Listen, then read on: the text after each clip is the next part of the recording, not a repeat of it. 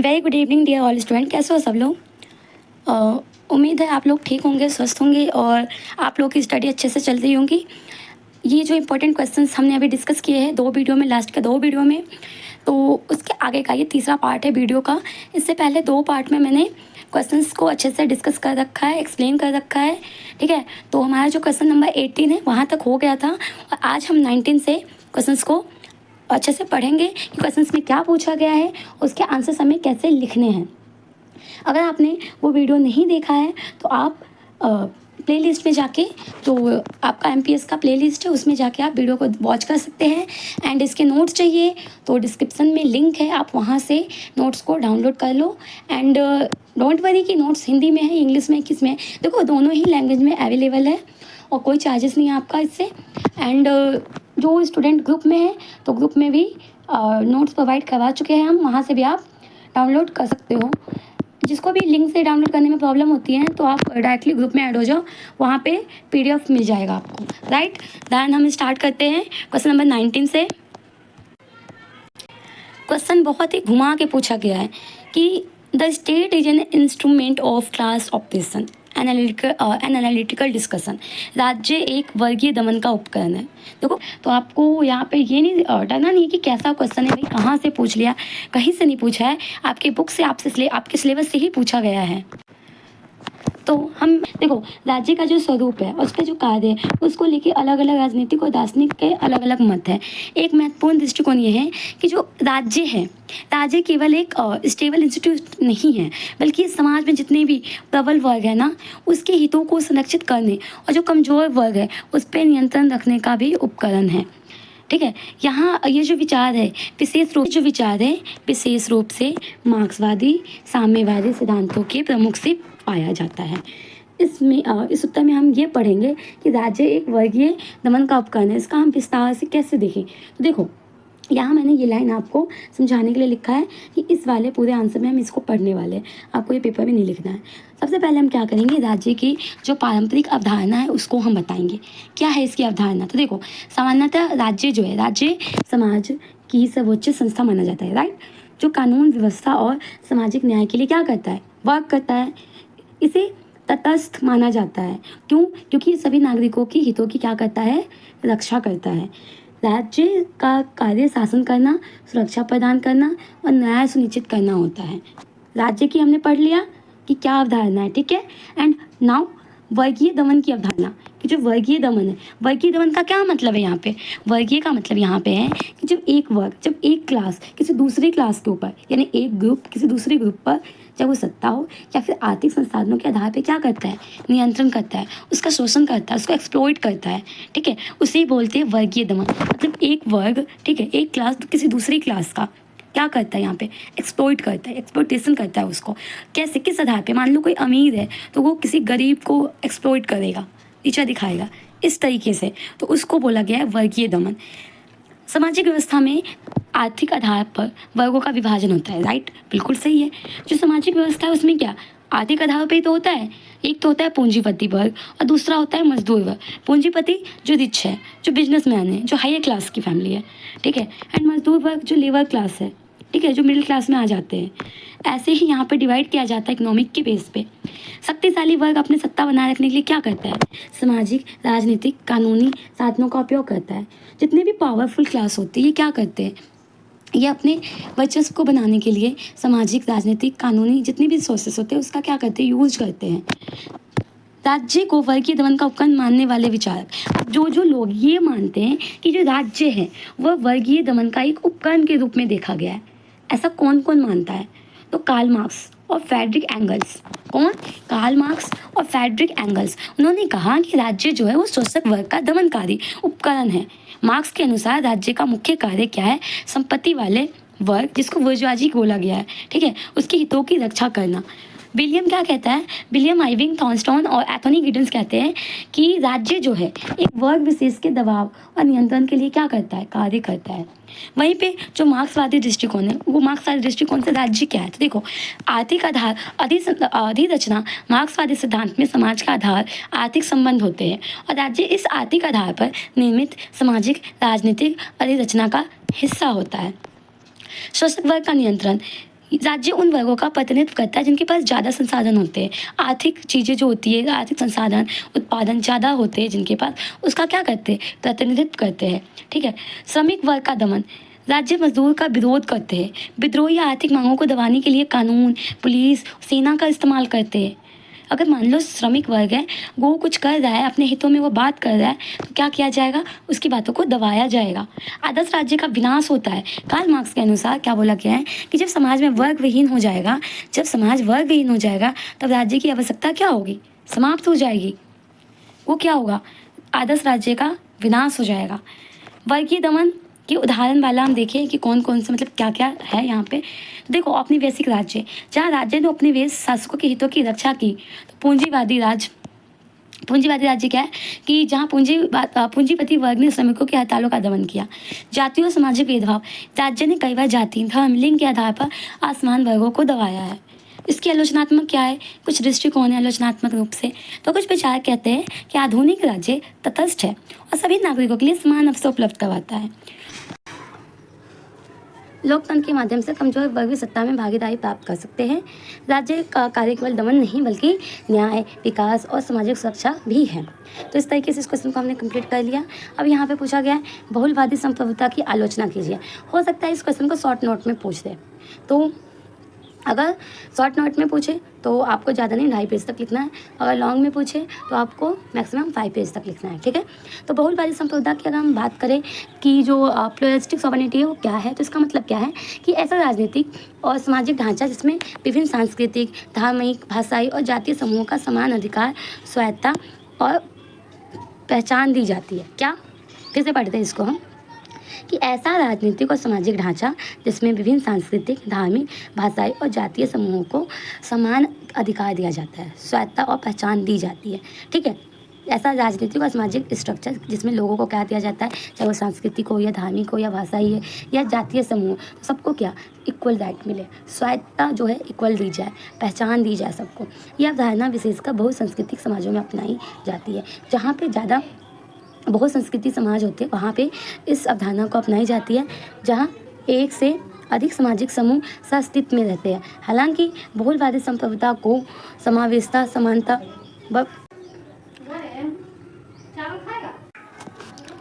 यह अवधारणा विशेषकर कहाँ पे, जहाँ बहुत सांस्कृतिक समाज है वहाँ पे अपनाई जाती है, जहाँ एक से अधिक सामाजिक समूह सहअस्तित्व में रहते हैं। हालांकि बहुलवादी संप्रभुता को समावेशिता, समानता, विविधता के पक्ष में माना जाता है, पर इसके कई आलोचक भी है जिन्होंने इसकी कई खामियां निकाली है। ठीक है। दुष्परिणाम जो इसके हैं उसके ऊपर क्या किया, प्रश्न उठाए हैं। तो ये जो है राष्ट्रीय एकता, ठीक है, राष्ट्रीय एकता और संप्रभुता की कमजोर पड़ना, इसमें ये बोला गया है कि जो बहुलवादी है संप्रभुता में विभिन्न समूहों को ज़्यादा सत्ता देने से राज्य की जो केंद्रीय सत्ता है वो क्या होती है, कमजोर हो जाती है। इससे राष्ट्रीय एकता और जो संप्रभुता है उस पर क्या होता है, खतरा आता है, क्योंकि यहाँ पे ना अलग अलग समूह अपने हितों के बारे में सोचते हैं, वो अलग अलग अपने लिए ही डिसीजंस लेते हैं, जिससे देश का जो सामूहिक लक्ष्य होता है क्या होता है, प्रभावित हो जाता है। राज्यों में क्षेत्रीय विभाजन और सांप्रदायिक ध्रुवीकरण बढ़ने का खतरा होता है। ठीक है। तो इस वजह से ये यहाँ जो संप्रभुता है ये कमज़ोर पड़ जाता है। कभी कभी जो संप्रभुता, जो बहुलवादी संप्रभुता की जो भावना है वो राष्ट्रीय एकता को कमज़ोर कर देता है। सामाजिक नागरिकता का सिद्धांत प्रभावित होना, इसमें तो इस तरीके से आप जो बहुलवाद है, जो बहुलवाद संप्रभुता है उसको आप अच्छे से लिख दोगे। ठीक है। और फिर लास्ट में आप इसको कंक्लूड कर देना, क्योंकि किसी भी आंसर का जो निष्कर्ष है वो लिखना काफ़ी ज़्यादा ज़रूरी होता है। इससे आपका जो आंसर राइटिंग होता है उस पर इंप्रेशन अच्छा बनता है। ठीक है। फिर 21 क्वेश्चन नंबर है, समानता के विभिन्न प्रकारों की व्याख्या कीजिए। देखो, यहाँ पे राजनीतिक, आर्थिक, सामाजिक तीनों समानताओं के बारे में आपको यहाँ पे बताना होगा कि जो राजनीतिक समानता है वो क्या है, आर्थिक समानता है क्या है और सामाजिक समानता है वो क्या है। ठीक है। तो अगर हम बात करें आर्थिक, राजनीतिक और जो सामाजिक है, ठीक है, इन तीनों ही समानता के बारे में, तो इन तीनों का ही उद्देश्य यही है कि सभी व्यक्तियों को ना बिना किसी भेदभाव के समान अवसर मिले, समान अधिकार मिले और जो सम्मान है वो भी मिले। तो इसलिए समानता को यहाँ पे 3 कैटेगरी में डिवाइड किया है, चाहे वो राजनीतिक आधार हो, ठीक है, या आर्थिक समानता हो, या फिर सामाजिक आधार पे जो समानता है वो इक्वल मिले सबको। और तीनों को ना जो तीनों हैं ये एक दूसरे से कनेक्ट है। ठीक है।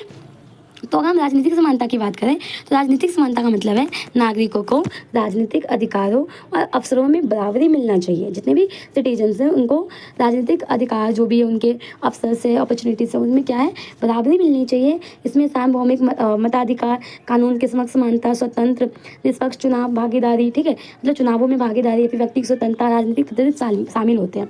इस समानता को क्या बोला जाता है? लोकतंत्र की आत्मा। इसको क्या बोला जाता है? लोकतंत्र की आत्मा है। और क्यों है? क्योंकि इसके बिना शासन तंत्र असमान और पक्षपाती हो सकता है। राजनीतिक समानता यह सुनिश्चित करती है कि किसी भी व्यक्ति या समूह को सत्ता से वंचित न किया जाए, कि जिससे सभी को राजनीतिक डिसीजंस जो होते हैं उसमें भागीदारी का अवसर मिल सके। राइट। एंड सेकंड है आर्थिक समानता। आर्थिक समानता का मतलब यहाँ पे ये है कि जो भी आर्थिक संसाधन है, अवसर और जीवन स्तर पर न्यूनतम असमानता जो है, ठीक है, मतलब आर्थिक रूप से भी सभी को अवसर मिले, जैसे रोजगार में, शिक्षा में, स्वास्थ्य में, जो सेवा है, आय का जो स्रोत है, सबको समान अवसर मिले। ठीक है। अब ऐसा नहीं है कि जैसे देखो जॉब के लिए, जैसे जॉब का, जैसे हम गवर्नमेंट एग्जाम की भी जॉब ले तो जॉब की बात करें, ठीक है, तो देखो सबका पेपर होता है, जिसके अंदर जितनी काबिलियत होती है उस हिसाब से वो अपना पोस्ट क्लेम कर लेता है। ठीक है, उस हिसाब से एग्जाम क्लियर करके अपना जॉब ले लेता है। वही अवसर सबको दिया जाता है, जिसमें जितनी क्षमता होगी वो अपना ले लेगा, यानी कि आर्थिक आधार पे भी अवसर सबको दिए जाएंगे।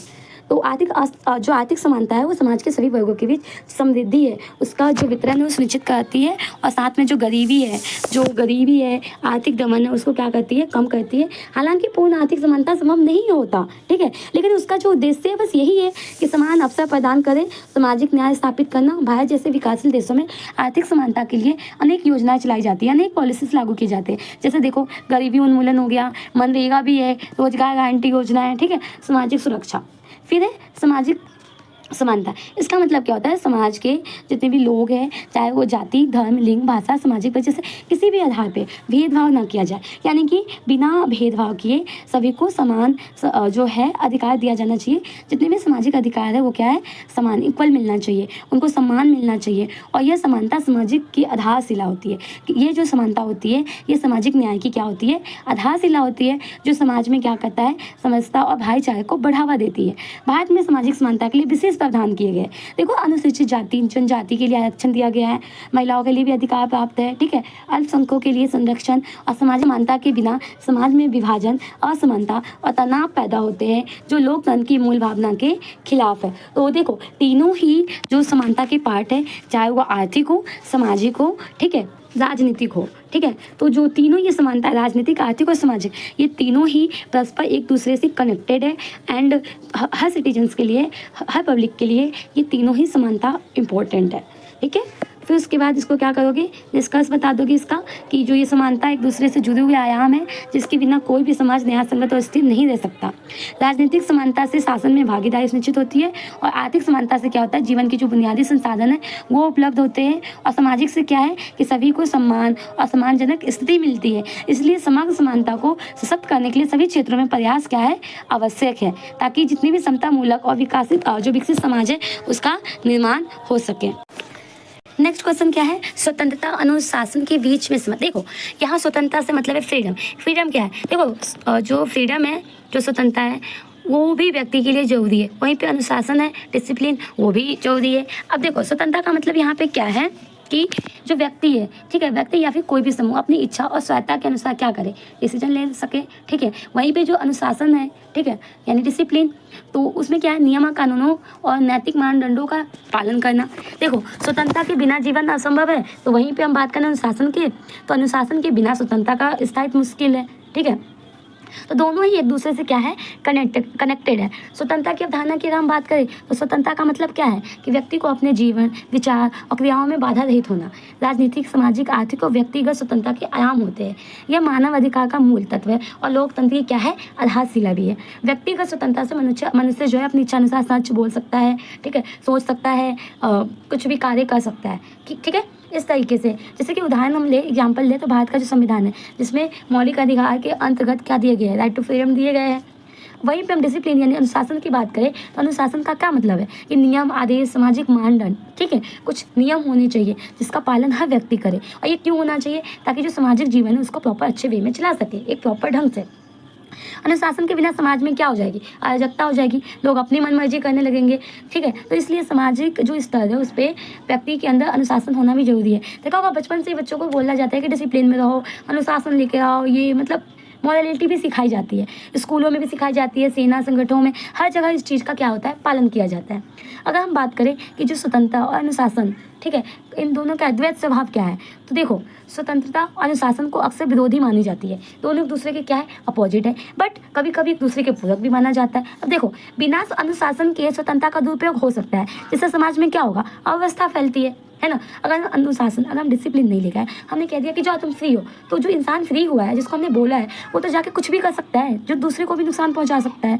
तो इसलिए क्या है, समाज में अव्यवस्था आ जाएगी।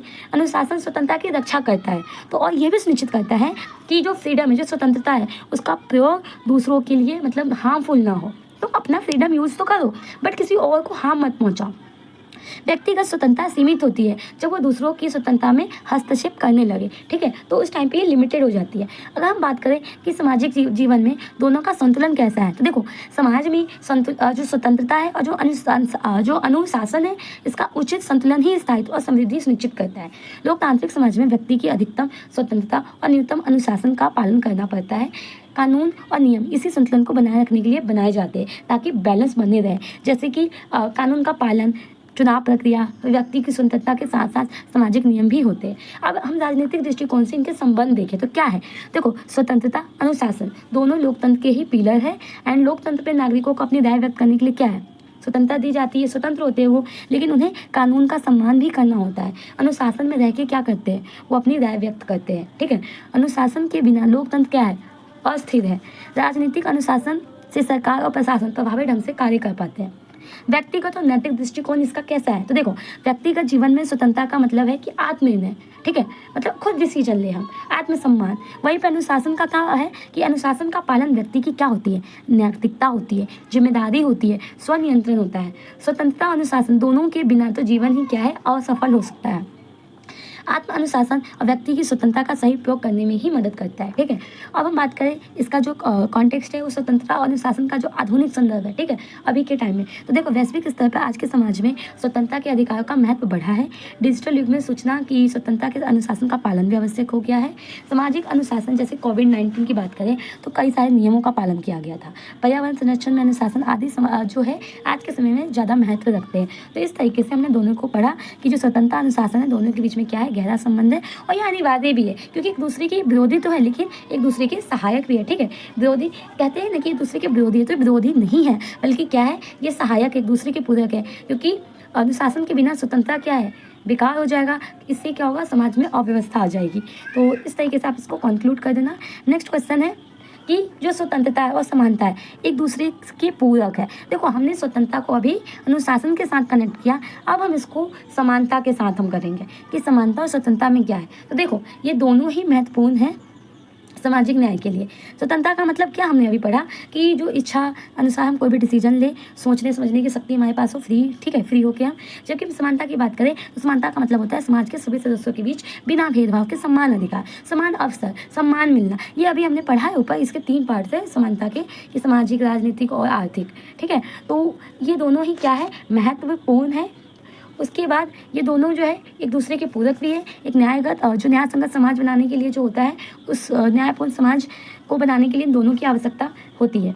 स्वतंत्रता की अवधारणा हमने अभी पढ़ा था, ये सेम है, ठीक है, वही है यहाँ पे। वहीं पर समानता की अवधारणा की बात करें तो ये भी हमने पढ़ा, पर फिर भी मैं एक बार बता देती हूँ। किसका मतलब है कि सभी को बिना किसी भेदभाव के समान अधिकार, समान अवसर प्राप्त होना। ठीक है, मतलब समानता सामाजिक न्याय का आधार है और ये समाज में समरसता स्थापित करती है।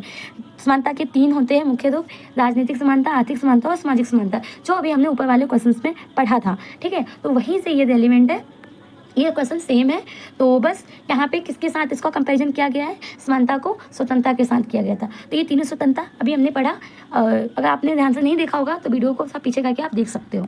ठीक है, तो राजनीतिक समानता हमने पढ़ लिया था। हाँ, और जो सामाजिक समानता है वो भी हमने पढ़ लिया, एंड जो आर्थिक समानता वो भी हमने पढ़ लिया। तो अब हम इन दोनों के बीच में अब डिफरेंस जो संबंध है, रिलेशनशिप है इन दोनों के बीच में कैसा है, स्वतंत्रता और समानता के बीच में जो रिलेशन है वो देखो। स्वतंत्रता और समानता का जो संबंध है काफ़ी ज़्यादा जटिल है, कभी कभी विरोधी भी लगते हैं, क्योंकि अत्यधिक स्वतंत्रता असमानता को जन्म देती है और अत्यधिक समानता व्यक्तिगत स्वतंत्रता को सीमित कर देती है। लेकिन एक दूसरे में ये क्या है, मायने में देखा जाए, सही मायने में एक दूसरे के पूरक भी हैं। देखो कैसा है, स्वतंत्रता के बिना क्या है, समानता अधूरा है, और समानता के बिना क्या है, स्वतंत्रता अधूरी है। कैसे, तो देखो स्वतंत्रता के बिना समानता अधूरी है। यदि किसी समाज में आर्थिक और सामाजिक असमानता गहरी हो तो स्वतंत्रता का वास्तविक लाभ केवल अमीर और शक्तिशाली वर्ग तक ही सीमित रह जाता है। जैसे गरीब वंचित तभी स्वतंत्र नहीं हो पाते, कभी स्वतंत्र नहीं हो पाते, क्योंकि उनके पास अधिकारों का प्रभावी ढंग से उपयोग करने के साधन नहीं होते। इसलिए समानता खासकर आर्थिक सामाजिक समानता स्वतंत्रता के सही उपयोग के लिए आवश्यक है। वहीं पर हम बात करें कि समानता के बिना स्वतंत्रता अधूरी है। देखो यदि जो सभी को स्वतंत्रता ना मिले तो समानता का कोई मतलब ही नहीं रह जाता।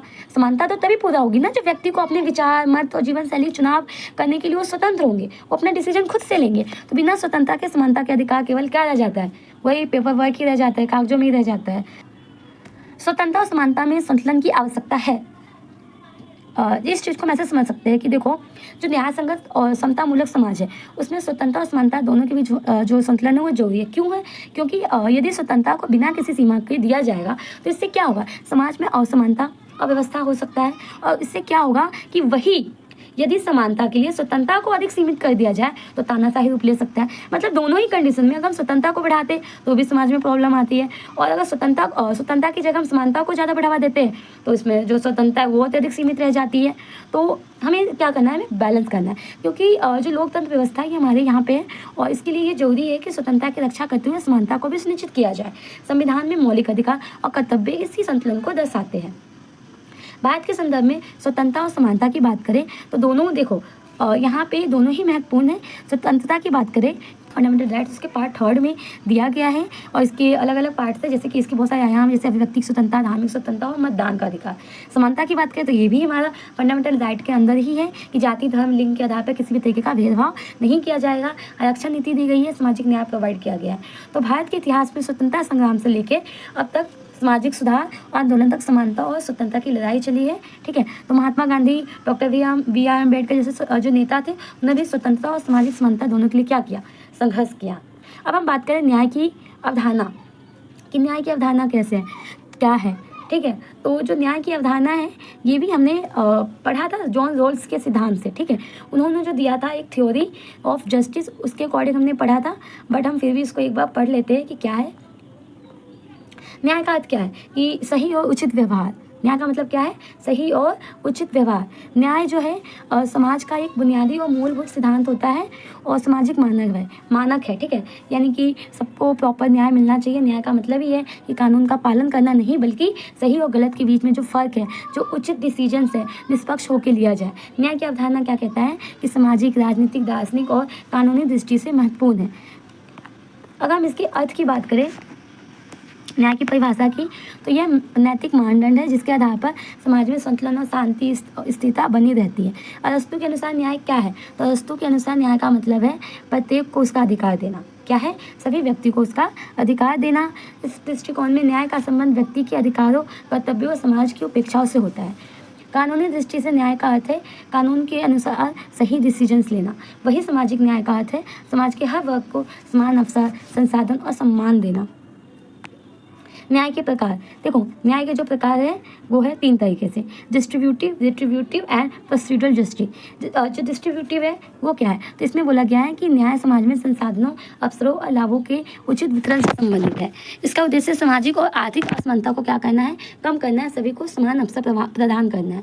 वहीं पे रिट्रीब्यूटिव क्या कहता है कि यह जो न्याय है ये अपराध और दंड के संबंध में होता है। इसका उद्देश्य अपराध करने वाले को उचित दंड देना और समाज में अनुशासन बनाए रखना। जबकि वहीं पर प्रोसीड्यूरल जस्टिस क्या कहता है, ये न्याय प्रक्रिया की निष्पक्षता और पारदर्शिता पर केंद्रित है, ताकि सभी पक्षों को न्याय मिलने की संभावना जो है वो मिल सके। ठीक है, यानी कि यहाँ पे निष्पक्षता और पारदर्शिता को ज़्यादा बोला गया है, यानी सभी लोगों को जो भी न्याय मिल रहे हैं ना, सभी के पक्ष में हो, ऐसा नहीं कि किसी के साथ पार्शियलिटी हो। ठीक है, इसके सिद्धांत की बात करें तो इसमें कई सिद्धांत है, जैसे समानता का सिद्धांत। इसमें क्या है, समान अधिकार, सम्मान मिले सबको, रिस्पेक्ट मिले, अवसरों की समानता मिल सके सभी को, ताकि सभी लोग आगे बढ़ सके, निष्पक्ष हो यानी पक्षपात ना हो, नैतिकता का पालन किया जाना चाहिए यानी कानूनी नियमों का जो है न्याय केवल कानूनी नियमों का पालन नहीं बल्कि जो नैतिकता है, जो मानवता है, उसका भी पालन करें।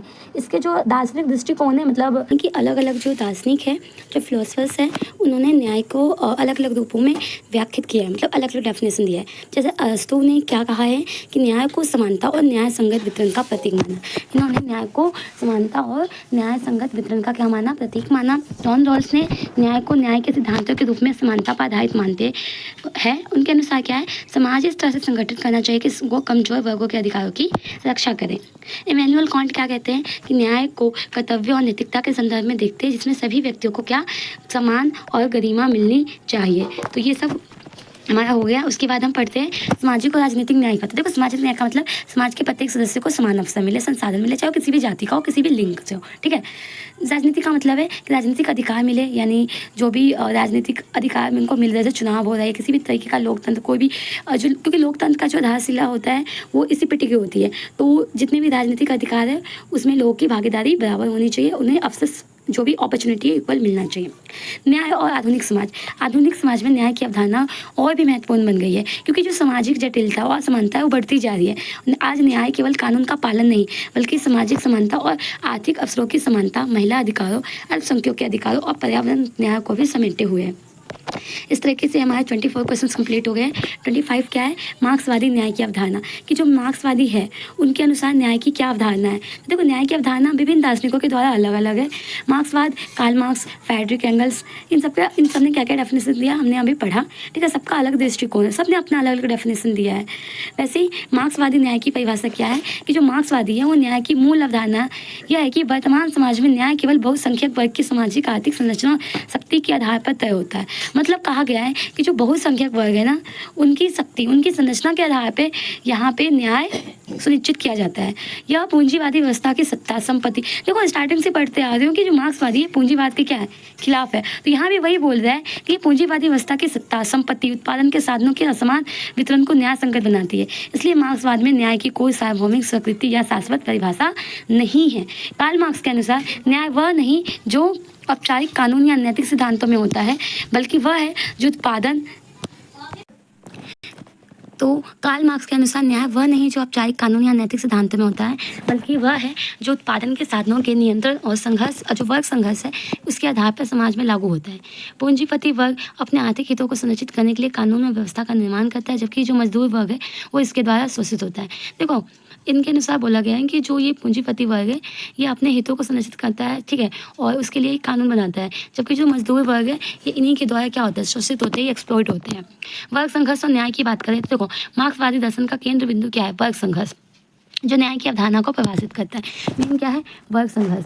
मार्क्स के समाज में दो मुख्य वर्ग हो, जैसे पूंजीपति वर्ग, मजदूर, ठीक है, दो वर्ग दिया गया है। मार्क्स ने जो मार्क्स है वो समाज को दो कैटेगरी में डिवाइड करता है, पूंजीपति और मजदूर वर्ग, दो में डिवाइड करता है। न्याय का वास्तविक अर्थ क्या है, इसके अनुसार कि न्याय का जो वास्तविक अर्थ हम तब समझ सकते हैं जब वर्ग संघर्ष की जो भूमिका है उसको समझे, ठीक है।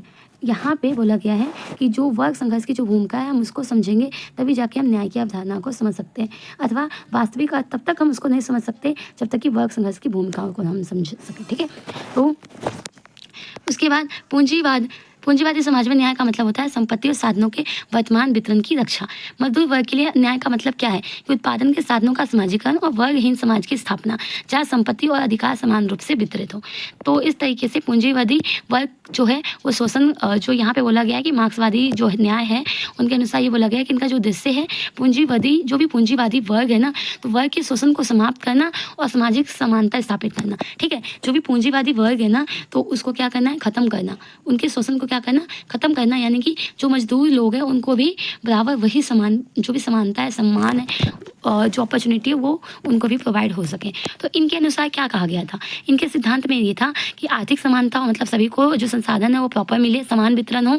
सामाजिकरण यानी कि देखो उत्पादन के जो साधन है, जो सोर्सेस है, उसका जो निजी स्वामित्व है, जो पहले क्या है प्राइवेटाइजेशन था, जिसमें जो निजी स्वामित्व मतलब हर चीज़ प्राइवेट होती है, तो उसको खत्म करके क्या किया जाए, सामूहिक स्वामित्व में लाया जाए। क्या में किया जाए, स्वामित्व जो है उसका सामूहिक होना चाहिए। वर्गहीन समाज मतलब वर्गहीन समाज की स्थापना होनी चाहिए, जहाँ पे कोई वर्ग ना हो, मतलब सभी व्यक्ति क्या है, इक्वल हो, कोई अमीर नहीं, कोई गरीब नहीं, सबको बराबर बिना किसी भेदभाव के सब हो। शोषण के खिलाफ न्याय मतलब सभी प्रकार के शोषण जो हो रहे हैं, चाहे वो आर्थिक हो या सामाजिक हो, इनके विरुद्ध होना है, मतलब जो भी है इसके विरुद्ध में रहना है और इनका क्या करना है, मतलब खत्म करना है, इनको इनका अंत करना है। तो मार्क्सवादी का जो न्याय की जो अवधारणा है वो भी काफ़ी हद तक अच्छी थी। ठीक है, पूंजीवाद में न्याय की आलोचना।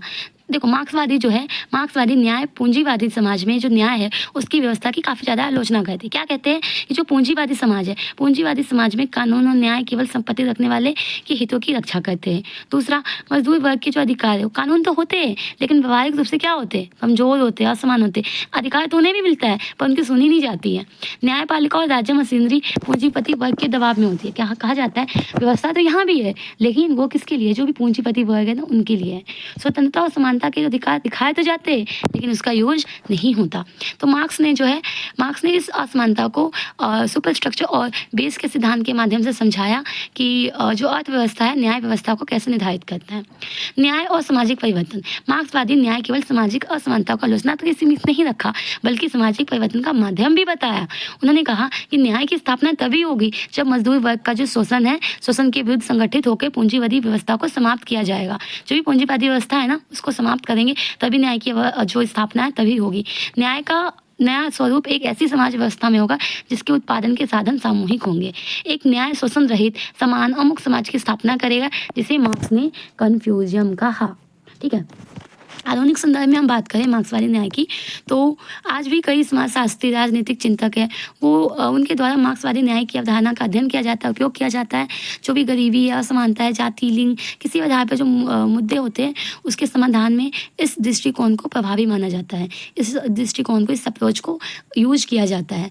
हालांकि जो ये मार्क्सवादी न्याय क्रांतिकारी स्वरूप कुछ जगहों पर सीमित हो चुका है लेकिन इसकी जो आर्थिक समानता है ना और जो शोषण के विरुद्ध चेतना है वो आज भी काफ़ी ज़्यादा प्रासंगिक है, रेलिवेंट है आज के टाइम में भी। ठीक है, तो समझ में आ गया होगा आपको कि जो मार्क्सवादी न्याय की अवधारणा है वो काफ़ी हद तक जो है मजदूर वर्ग के बारे में सोचती है और पूंजीवादी व्यवस्था के क्या है वो विरोध हैं।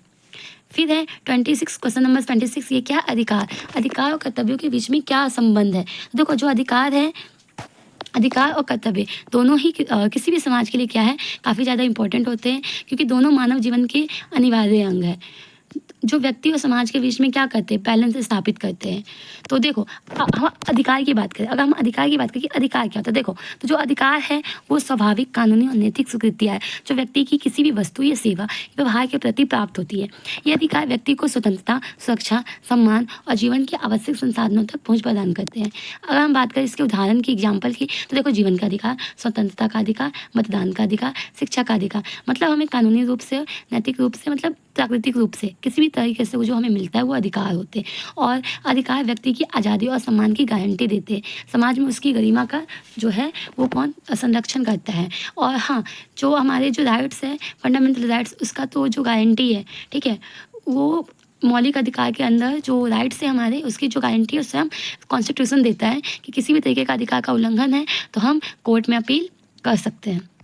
अब कर्तव्य क्या है, तो देखो कर्तव्य वह नैतिक, सामाजिक, कानूनी जिम्मेदारी है जो व्यक्ति की समाज, राष्ट्र और दूसरे व्यक्तियों के प्रति निभानी होती है। कर्तव्य समाज के हित में और दूसरे के अधिकारों की रक्षा के लिए आवश्यक होता है, जैसे कानून का पालन करना, दूसरों का सम्मान करना, देश की रक्षा करना। कर्तव्य का पालन समाज में अनुशासन, सहयोग और सामंजस्य बनाने में मदद करता है। बात करें कि इन दोनों में संबंध, तो देखो इन दोनों में काफ़ी गहरा संबंध है। पहला, संतुलन का सिद्धांत। हर अधिकार के साथ कर्तव्य जुड़ा होता है। जैसे कि देखो व्यक्ति को अभिव्यक्ति की स्वतंत्रता है परंतु दूसरों का सम्मान करना भी कर्तव्य है। ऐसा नहीं कि भाई बोलने की आज़ादी तो तुम कुछ भी कर लोगे, नहीं, दूसरों का जो सम्मान है, रिस्पेक्ट है, आपको वो भी करना होगा, ये आपका कर्तव्य है।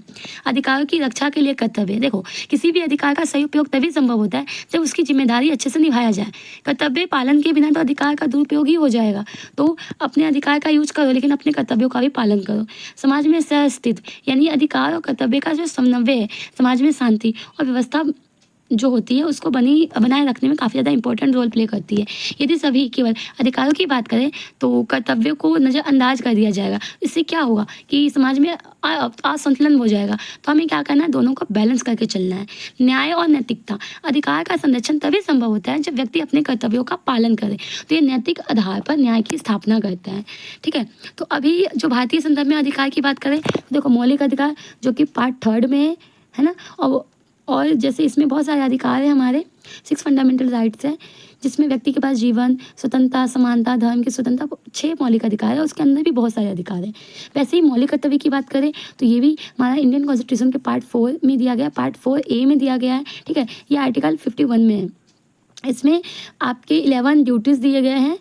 ठीक है, 11 ड्यूटीज़ का आपको क्या करना है, पालन करना है, और इन दोनों में हमें बैलेंस बना के चलना है। अभी आधुनिक समाज में इसकी महत्व की बात करें तो आधुनिक लोकतांत्रिक समाज में अधिकारों की जागरूकता बढ़ी है, लेकिन साथ ही इसमें क्या है, कर्तव्यों की अवहेलना को भी देखा जाता है। तो अधिकारों के प्रति हमें क्या रहना है, सजग होना आवश्यक है, परंतु जो कर्तव्य को भी हमें अच्छे से पालन करना है। पहले ना इसमें 10 अधिकार थे, लेकिन एक अधिकार ऐड कर दिया गया है, राइट टू एजुकेशन, जिसमें बोला गया है 6 to 14 ईयर्स के जो बच्चे उनके लिए जो एजुकेशन है वो कंपलसरी है। तो इस अधिकार को ऐड किया गया, तो यह अधिकार है अब 11 है। ठीक है, इसमें फिर अगर हम बात करें अभी के कॉन्टेक्स्ट में, तो यदि नागरिक अपने कर्तव्यों का पालन करता है तो समाज में नैतिकता, सुरक्षा और जो समझता है वो बनी रहती है, बैलेंस होकर रहता है समाज। और सरकार और समाज को भी अधिकारों के साथ कर्तव्यों के प्रति क्या जागरूक रहने की आवश्यकता होती है। ठीक है, तो अब आप इसको बना के भी अच्छे से लिख सकते हो, बस आप चीज़ों को समझ लो कि क्या क्या पॉइंट यहाँ पे हमें लिखना है। नागरिकता पूछेंगे पेपर में, और ऐसा ही पूछ सकते हैं कि जो टी मार्शल के जो सिद्धांत है नागरिकता के, वो क्या है। तो नागरिकता किसी व्यक्ति का उस राज्य या राष्ट्र के प्रति कानूनी, राजनीतिक और सामाजिक संबंध को दर्शाती है। ये एक ऐसा आधिकारिक दर्जा है जो व्यक्ति को राज्य के भीतर विशेष अधिकार और कर्तव्य प्रदान करता है। देखो, नागरिकता जो है ना, व्यक्ति को राजनीतिक प्रक्रिया में भाग लेने, संरक्षण पाने और सामाजिक सांस्कृतिक जीवन में शामिल होने का अवसर देती है। ब्रिटिश समाजशास्त्री है T.H. मार्शल, उन्होंने नागरिकता की अवधारणा को सामाजिक, राजनीतिक और नागरिक अधिकारों के संदर्भ में वर्गीकृत कर एक ठोस सिद्धांत प्रस्तुत किया है। अगर हम नागरिकता की बात करें तो जो नागरिकता है, ठीक है, सिटीजनशिप, यह केवल एक कानूनी स्थिति नहीं होती, बल्कि ये व्यक्ति और राज्य के बीच एक बहुआयामी संबंध है, जिसमें अधिकारों और कर्तव्यों का क्या होता है, संतुलन होता है। यह व्यक्ति को सामाजिक सुरक्षा, राजनीतिक भागीदारी और आर्थिक अवसर प्रदान करती है। नागरिकता व्यक्ति को एक राज्य के पूर्ण सदस्य के रूप में भी मान्यता देती है, और यह राजनीतिक स्थिरता, सामाजिक समरसता और राष्ट्र की पहचान का आधार होता है। अब टी.एच. मार्शल है, ठीक है, उनके अनुसार क्या कहा गया है नागरिकता के सिद्धांत में। टी.एच. मार्शल का नागरिकता सिद्धांत, ये H है, ठीक है, T.H. है, ये H यहाँ पे आएगा, टी.एच. मार्शल। तो इनके अनुसार प्रसिद्ध निबंध है, इनकी जो बुक है सिटीजनशिप एंड सोशल क्लास 1950 में। नागरिकता को तीन मुख्य अधिकारों में इन्होंने डिवाइड किया। पहला सिविल राइट्स, पहला है नागरिक अधिकार, सिविल राइट्स। यह अधिकार व्यक्तिगत स्वतंत्रता, सुरक्षा और न्याय की गारंटी देते हैं। इसमें क्या क्या शामिल है, तो इसमें आपका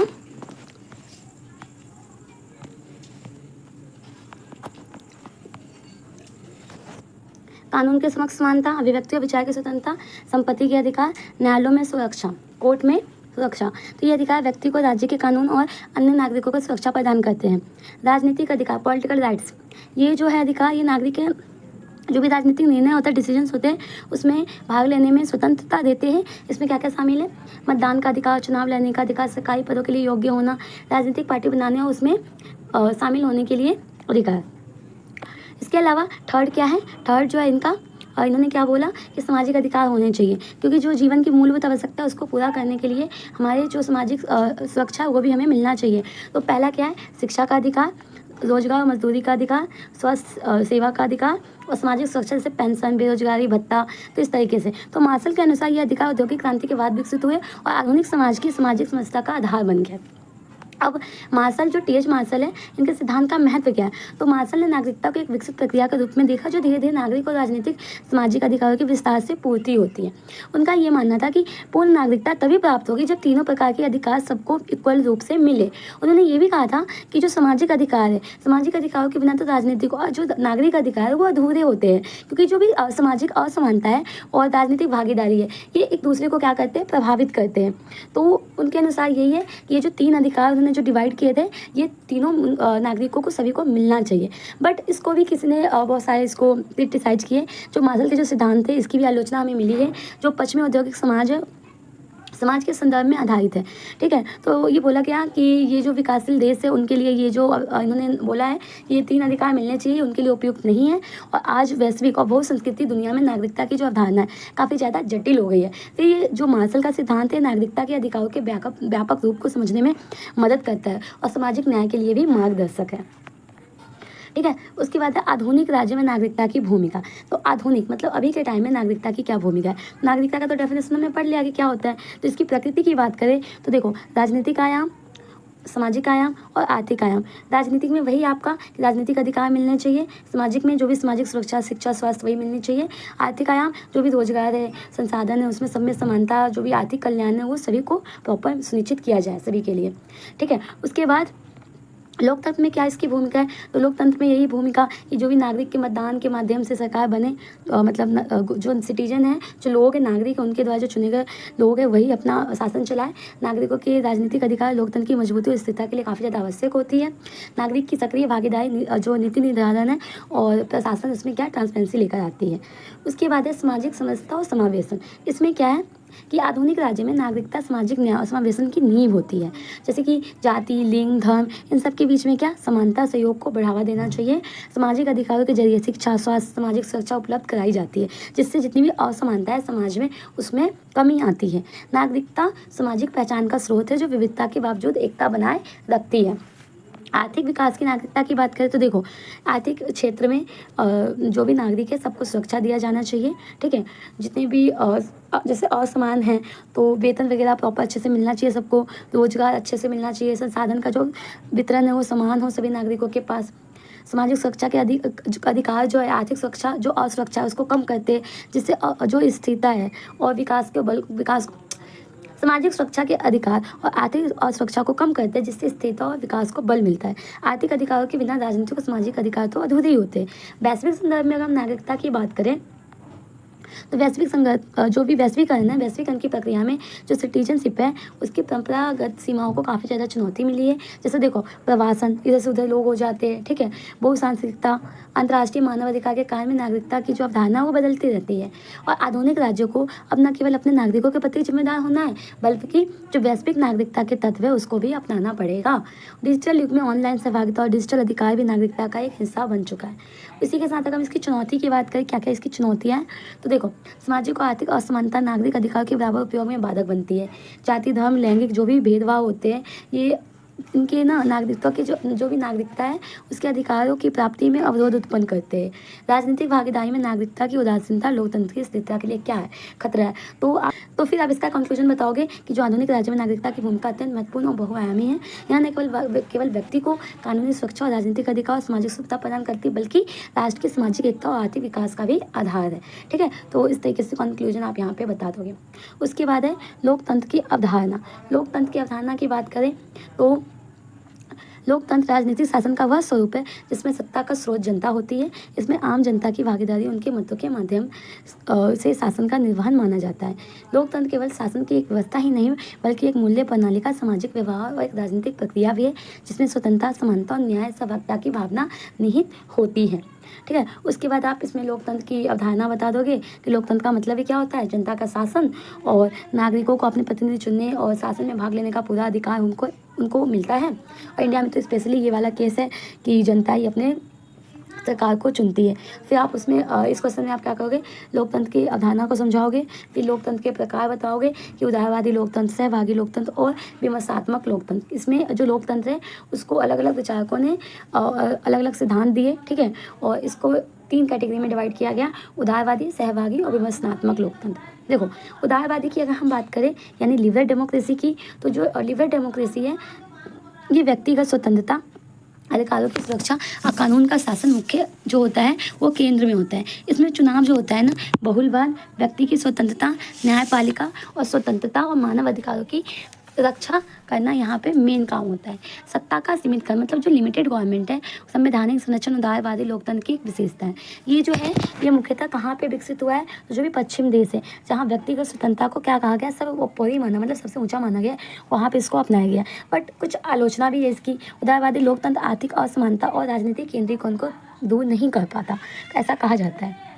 फिर है पार्टिसिपेटरी डेमोक्रेसी यानी सहभागी लोकतंत्र। इसमें क्या है कि सहभागी लोकतंत्र में केवल प्रतिनिधि चुनाव पर निर्भरता नहीं होती, बल्कि जनता की व्यापक सक्रिय भागीदारी पर जोर दिया जाता है। इसका उद्देश्य क्या होता है कि जो निचले स्तर तक जो पहुंचना और नागरिक को निर्णय प्रक्रिया में प्रत्यक्ष रूप से शामिल करना, यह आर्थिक, सामाजिक और राजनीतिक निर्णयों में आम जनता की भूमिकाओं को महत्व देता है। एग्जाम्पल में स्थानीय स्वशासन, ग्राम सभा, सार्वजनिक चर्चाएं, सहभागी लोकतंत्र इसी मॉडल पर आधारित होते हैं। यह लोकतंत्र अधिक न्यायसंगत और समानता पर आधारित माना जाता है। क्यों? क्योंकि इसमें ना सभी लोगों का पार्टिसिपेट होता है। मतलब ऐसा नहीं है कि सहभागी लोकतंत्र में केवल प्रतिनिधि का चुनाव पर निर्भरता होती है, बल्कि जनता का यहाँ पर प्रॉपर भागीदारी होता है। फिर है डेलिब्रेटिव डेमोक्रेसी। इसमें क्या होता है कि इस लोकतंत्र में जो निर्णय प्रक्रिया होती है उसमें तर्क होता है, संवाद होती है, चर्चा होती है, समझौते होते हैं। ठीक है, समझौतों का प्रमुख स्थान दिया जाता है। मतलब काफ़ी वहाँ पे बातचीत होती है, उसके बाद डिसीजंस लिए जाते हैं। इसमें सभी के हितों के बारे में सोचा जाता है।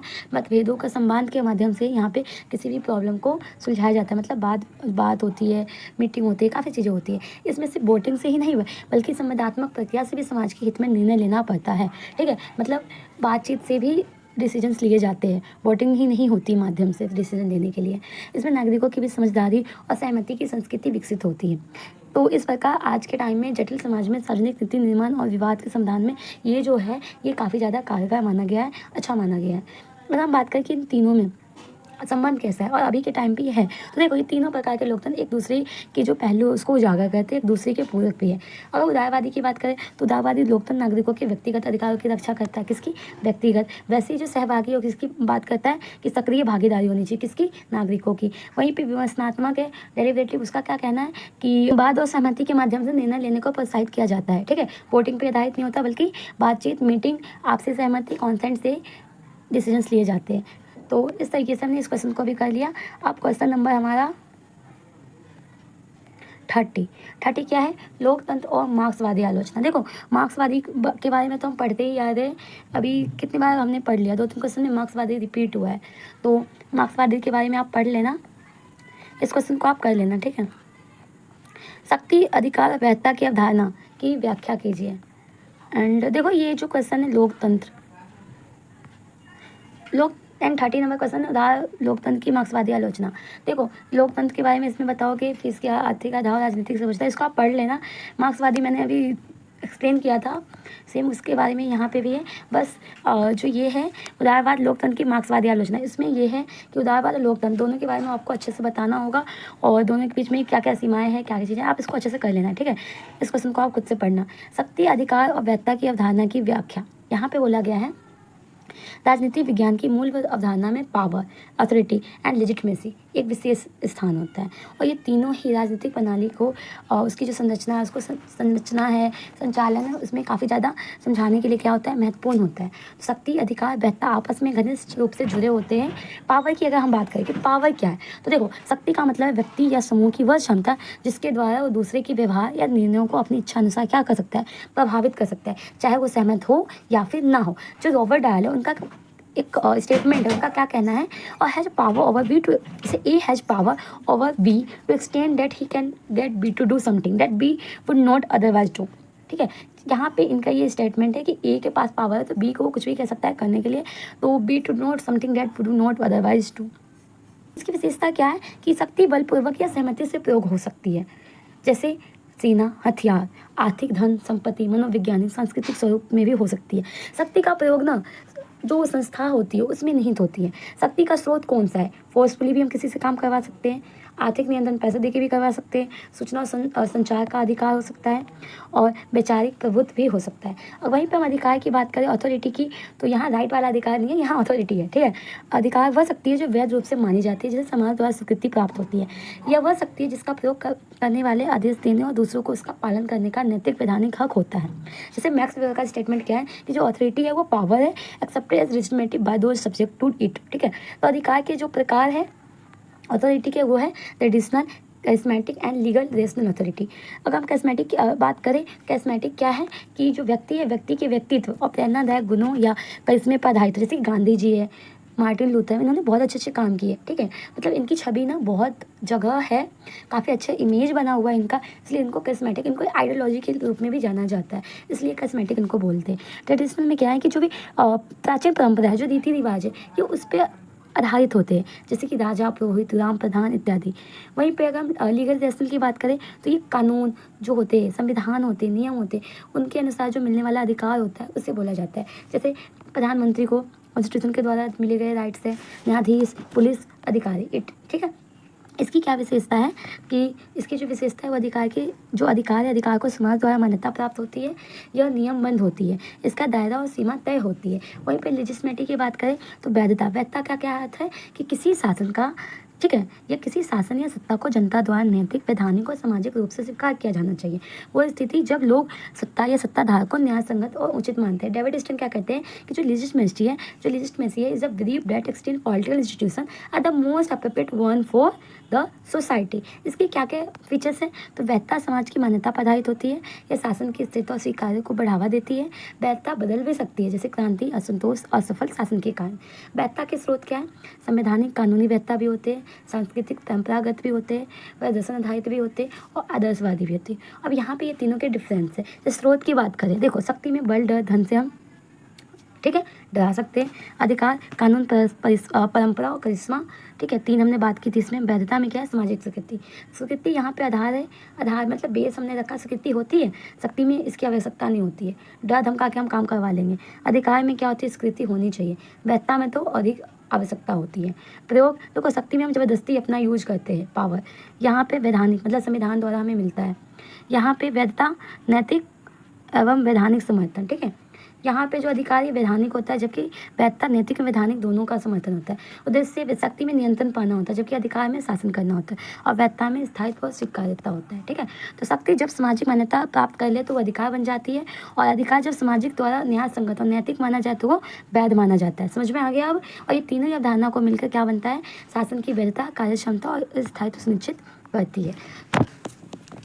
तो ये थे आपके मोस्ट इम्पोर्टेंट 30 क्वेश्चन। 1-2 क्वेश्चन और है, PDF में गिवन है, ठीक है। आप यहाँ से इसको पढ़ लेना अच्छे से। और आपका जो ये है MPS 001, इसके जो नोट्स हैं मैंने कंप्लीट कर दिए, और वीडियोज़ भी मैंने कंप्लीट कर दिए, अच्छे से पढ़ लेना इन्हें, और 1-2 क्वेश्चन से आप PDF से उसको देख लेना, ठीक है। अगर वीडियो अच्छी लगी हो तो वीडियो को लाइक करना, अपने दोस्तों के साथ शेयर करना, और चैनल पे न्यू हो तो चैनल को सब्सक्राइब कर देना। And thanks for watching.